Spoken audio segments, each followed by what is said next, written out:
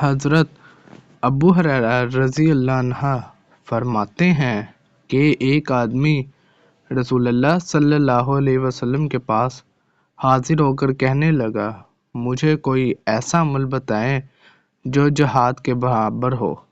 آپ نے فرمایا، میں تو کوئی ایسا کام قابل عمل نہیں پاتا، کیا تو اس بات کی طاقت رکھتا ہے کہ جب سے مجاہد کے لیے گھر سے نکلے تو مسجد میں داخل ہو جائے اور نماز شروع کر دے اور اس کی واپسی تک ذرا بھر سستی نہ کرے، نیز روزے رکھنا شروع کر دے اور کچھ نہ کھائے پیے۔ اس شخص نے کہا، اس کی کون طاقت رکھ سکتا ہے؟